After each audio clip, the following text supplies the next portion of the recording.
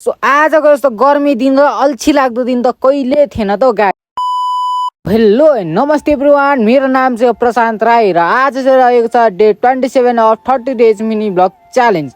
र म चाहिँ आज जाँदैछु रक्सी पुऱ्याउनको लागि। बिहान 8-9 बजेको घाममा हेर्न सक्नुहुन्छ। 8-9 बजे नै अहिले चाहिँ कस्तो घाम लागिरहेको छ है।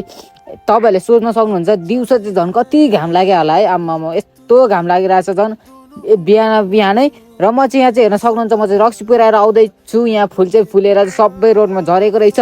हेर्न सक्नुहुन्छ म चाहिँ यति कमाएँ भनेर चाहिँ म चाहिँ पैसा देखाउँदैछु तपाईँहरूलाई है। अनि त्यसपछिबाट घरमा आएर चाहिँ म चाहिँ रक्सी र जाँड पकाउँदै थिएँ। हेर्न सक्नुहुन्छ तपाईँहरूले है। यस्तो घाममा यति साह्रो आज घाम लागिरहेको थियो, त्यही पनि आगोमा बस्नु पर्ने है।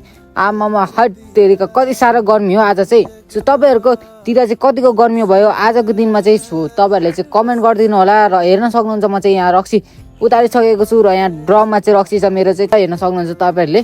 अनि त्यसपछिबाट चाहिँ म चाहिँ दिउँसोको समयमा चाहिँ खाजा खाएँ। हेर्न सक्नुहुन्छ तपाईँहरूले खाजा खान आँटेको विथ मिरिन्डा है गाई।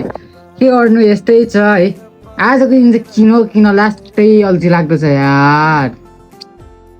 यस्तो गर्मीमा चाहिँ तातो चाउचाउ खान आँटिरहेको छु है। कस्तो घाम लागिरहेको छ म तपाईँहरूलाई देखाउँछु है। हेर्न म कस्तो घाम लागिरहेको छ। 2:30 भइसक्यो, त्यही पनि यस्तो घाम लागिरहेको छ। त्यही पनि म तातो चाउचाउ खान आँटिरहेको छु है, किनकि म अलिक फरक छु। खाजा खाइसकेपछि चाहिँ मैले चाहिँ टिकटक बनाएर तपाईँहरूले हेर्न सक्नुहुन्छ।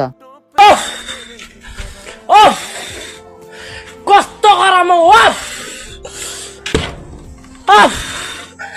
कुन खाले घाम लागेर मर्यो साला चुत्या। अनि तपाईँहरूले हेर्न सक्नुहुन्छ म चाहिँ रक्सी पुऱ्याउन जाँदैछु। अँध्यारो मध्यरातमा त होइन, त्यस्तै 7 बजिरहेको थियो। अनि जति बजी माग्यो भने ठेकामा त रक्सी त पुऱ्याइदिनु पर्यो नि त गाइज। फेरि पछि कस्टमरहरू भड्किन सक्छ।